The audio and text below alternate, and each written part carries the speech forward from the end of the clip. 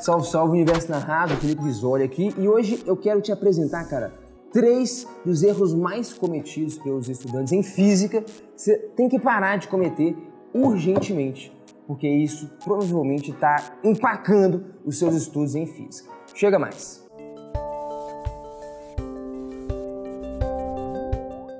Cara, um erro crasso, uma parada que você tem que parar de fazer, velho, é o seguinte, errar a unidade de medida. E quando eu digo isso, é não acompanhar, né, colocar as unidades de medida das grandezas na equação, porque depois você vai resolver a equação e fala, velho, isso aqui saiu em que unidade? Você nem sabe, cara.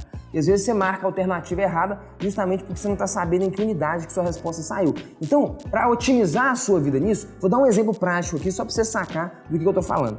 Exemplozinho aqui então de leve. Olha só, imagina um problema lá, caiu na sua prova, no seu vestibular, no Enem, sei lá. Então é o seguinte, tem um bloco aqui, cara, de 1 kg de massa, ele tem um calor específico de 2 joules por grama grau Celsius e eu injetei uma quantidade de calor nele de 8.000 joules. E te pergunta lá, de quanto que aumentou a temperatura? Se você deu energia para esse cara, se você aqueceu ele, é de se esperar que a temperatura dele aumente. Se você não conhece a teoria disso aqui, não tem problema não. Continua comigo mesmo assim. Sabe por quê? Porque o que eu quero te mostrar aqui, cara, é só um entendimento sobre as unidades de medida. Então a matéria aqui em si, ela não importa muito, não é a parte mais relevante, tá bom? Então assim, a equação que governa esse fenômeno aqui é isso aqui, ó, Q é igual a mc ΔT. O calor, a energia, é igual a massa vezes o calor específico vezes a variação de temperatura. Se você só sair jogando as coisas de qualquer jeito aqui, tipo assim, calor 8.000, beleza, o Q é igual a 8.000, beleza, massa é igual a 1, beleza, 1 kg, tá ali, calor específico 2, você fala, beleza, calor específico 2, e agora eu vou simplesmente achar o ΔT. Então pronto, 8.000 dividido por 2,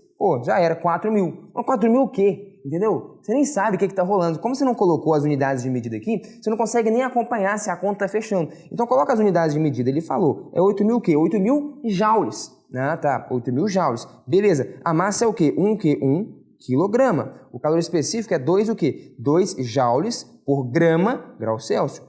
Joules por grama vezes grau Celsius. Então você está vendo que de fato as unidades de medida aqui elas não estão meio que batendo. Porque assim, beleza, tem joule de um lado, joule do outro. Então isso aí simplifica, como se fosse um número mesmo. A unidade de medida simplifica. Beleza. Agora, por exemplo, aqui é quilograma e aqui é grama. Então era para cortar aqui, né, uma em cima e outra embaixo, mas não está cortando, porque não está na mesma unidade. Então você converte. O que é 1 quilograma? 1 quilograma é simplesmente o quê? 1.000 gramas. E colocar isso em grama fica mais inteligente. Então agora cortou a unidade de medida.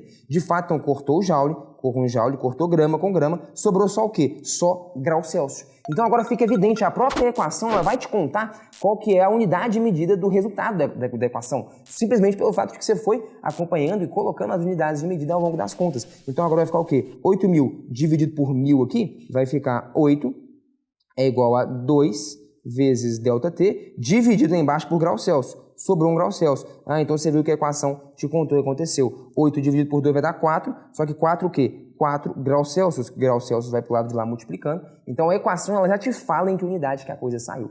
Então essa é a dica aqui, cara. Não sai só jogando os números, não. Quando você está falando de física, a unidade de medida é super importante. Então uma grandeza física, o que importa não é só o valor. 3.000, mas 3.000 o quê? Metros por segundo, quilômetros por hora. Vai colocando as unidades de medida na equação, que você vai vendo as coisas simplificando, você vai vendo alguma mudança que você eventualmente precise fazer. Aqui estava em quilograma, lá embaixo em grama. E aí você vai ver tudo se simplificar e você vai ter certeza absoluta de qual que é a unidade de medida que sua resposta saiu. Faz sentido ou não? Beleza? Inclusive já deixo aqui a recomendação, tá? Se você tá afim de estudar física do zero, de um jeito que você nunca viu, eu queria te fazer um convite para um evento que a gente vai fazer aqui no YouTube, um evento legal pra caramba, cara, muito conteúdo, muito material que a gente vai te entregar, vai ser de graça, beleza? Tá aqui as informações do evento, lições de física, uma mudança de perspectiva, um jeito completamente novo de se estudar física. Se tá interessado ou interessada, já clica aí para se inscrever e garantir sua vaga, é 100% gratuito, o evento vai ser animal. Segundo erro extremamente cometido pelos estudantes, cara, uma confusão muito comum, que é entre temperatura e calor. Parece que é a mesma coisa, né? Mas na verdade não é, cara. A temperatura, ela vai medir o quão quente um corpo está, ou quão frio ele está, né? Enfim, em termos mais técnicos, vai medir o grau de agitação médio das partículas, como a gente vai ver já já. Já o calor é a energia que flui de um corpo para o outro devido à sua diferença de temperatura. Então existe uma relação entre essas coisas até, mas são coisas diferentes. Tipo assim, se liga só, temperatura e calor. A temperatura, ela está medindo isso aqui, o grau de agitação médio das partículas de um sistema. Então, eu tenho um sistema, pode ser um gás, pode ser alguma coisa qualquer, a minha caneta aqui, né? Ela é composta por várias moléculas e tal, várias partículas. E essas partículas, elas não estão paradas, elas estão vibrando, por mais que você não consiga enxergar isso a olho nu, mas elas estão vibrando. E o grau de agitação médio dessas partículas, aí, a energia cinética média dessas partículas é o que a gente chama de temperatura. Então imagina que alguém pegou, meteu um microscópio aqui, olhou todas as partículas, todas as moléculas que compõem essa caneta, pegou a velocidade de cada uma e fez uma média desse negócio aí. Uma média da energia cinética média de cada moléculazinha. Isso é o que a gente chama de temperatura. Caraca, a energia cinética média de cada moléculazinha? Sim. Então, exemplo aqui, ó. Vamos lá. Olhando para esse contexto aqui. Do lado A, as partículas A, elas têm uma temperatura, TA, maior do que TB. Por quê? Porque o que eu estou vendo aqui, cara, é que na média, todas as partículas roxas, elas têm mais velocidade, então elas têm um grau de agitação mais intenso do que as partículas verdes. E como a temperatura mede justamente isso, então eu posso afirmar categoricamente que a temperatura aqui no recipiente A é maior do que a temperatura no recipiente B. As partículas A estão com maior velocidade, com maior grau de agitação do que as partículas do recipiente B. Aí imagina que eu pego e abro o recipiente. Beleza? Para que essas partículas entrem em contato. O que vai tender a acontecer aqui, cara? O que vai acontecer é o seguinte, essas partículas com maior velocidade do recipiente roxo, elas vão acabar colidindo com as partículas de menor velocidade do recipiente verde. Aí é que acontece a troca de calor. O que vai acontecer? Uma colisão, por exemplo, pega essa partículazinha aqui. No que ela colide com essa, ela vai transferir parte da energia para a partícula verde, consequentemente ela perde parte da sua energia. Pô, o que você está vendo então? Que vai haver uma transferência de energia do cara de maior velocidade para o cara de menor velocidade. É um choque mesmo, é um choque mecânico. Nessa colisão, a partícula roxa de maior velocidade, ela aumenta a velocidade da partícula verde, ela transfere parte do seu momento, parte da sua velocidade para a moléculazinha verde. Consequentemente, então, a partícula roxa ela perde uma parte da sua velocidade, uma parte da sua energia. Então está havendo uma transferência de energia de um sistema para o outro. É isso que é o calor.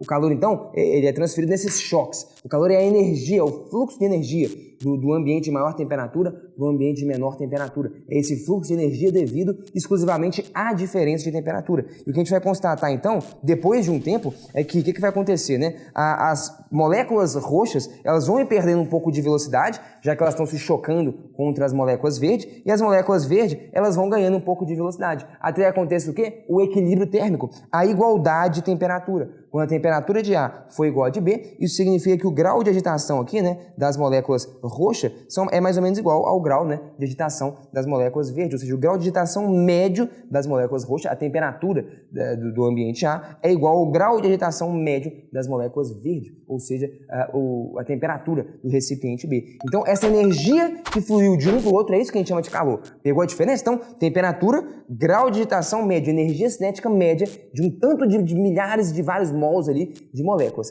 beleza?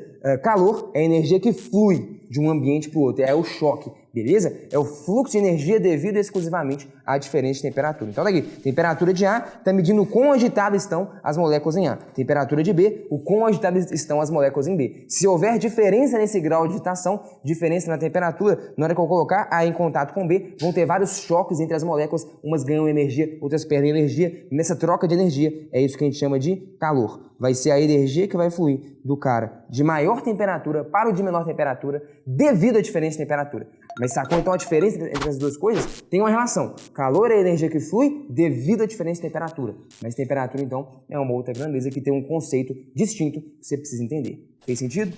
Um terceiro erro, então, que muita gente também comete, cara, é sobre o atrito. Sobre a gente achar que o atrito sempre é uma força que se opõe ao movimento, né? O atrito é uma força de resistência ao movimento, uma força que se opõe ao movimento. Errado, cara. Se você acha que o atrito é isso, troca esse conceito na sua cabeça e agora. O atrito não é uma força que se opõe ao movimento. Já vou te dar direto aqui, então, um contra-exemplo, no qual o atrito ele garante o movimento e está a favor do movimento do cara. Tipo o quê? Tipo aqui, cara, esse camarada andando. Quando você está andando todo dia é um bom exemplo disso. Como assim? Olha o que tá rolando, cara. Quando você está andando, vem cá, o camarada tá tipo, é como se estivesse empurrando o chão para trás. Pensa no seu movimento de caminhar aí, cara. De algum jeito é como se você estivesse empurrando o chão para trás. Vamos colocar essa força aqui. Você pega, empurra o chão para trás e pela terceira lei de Newton, lei da ação e reação, Se o seu pé empurra o chão para trás, o chão pega e empurra o seu pé para frente. Ah, tá. Terceira lei de Newton, ação e reação. Que força é essa aqui? Cara, essa força é justamente o atrito. É por isso que você não consegue caminhar se não tiver atrito nenhum. Num ambiente muito escorregadiço, numa pista de gelo, você fica pisando em falso sem sair do lugar. Não tem atrito, você não consegue empurrar o chão para trás, ele não consegue te empurrar para frente. Você precisa de atrito para se movimentar. E tá aqui então um bom exemplo de um caso em que o camarada está se movimentando para a direita e a força de atrito, ela não se opõe ao movimento dele, não. Muito pelo contrário. A força de atrito está a favor do movimento dele. É ela que está, de fato, na real, garantindo esse movimento dele. Faz sentido ou não? Então, desconstrói esse conceito da sua cabeça. O atrito não é uma força que se opõe ao movimento. Tá aqui um bom exemplo que aparece no seu cotidiano do atrito que está a favor do movimento. O atrito, então, ele está o quê? Ele está se opondo à tendência de movimento. Então, tem uma palavrinha ali antes. O atrito é uma força que se opõe à tendência de movimento. Então, como assim? Pensa só, cara. Quando você está fazendo um movimento de caminhar, teoricamente, a tendência do seu pé é fazer o quê? Escorregar. A tendência do seu pé é escorregar. Inclusive, se não tiver atrito nenhum, ou se você pisar numa casca de banana, é isso que acontece. Seu pé, escorrega e vai para trás. Se a tendência de movimento do seu pé é ir para trás, o atrito, contrariando essa tendência de movimento, aparece, então, para frente, te impulsionando. Fez sentido isso aí ou não? Então, terceiro erro que muita gente comete, atrito não contraria o movimento, ele é contrário à tendência de movimento. Se curtiu esse vídeo, me conta aí embaixo, me fala algum outro erro muito comum aí que você acha que a galera comete, quem sabe eu não trago isso no outro vídeo, e não deixe de conferir então o link na descrição para participar do evento gratuito de Lições de Física que vai ser animal. Valeu e até a próxima!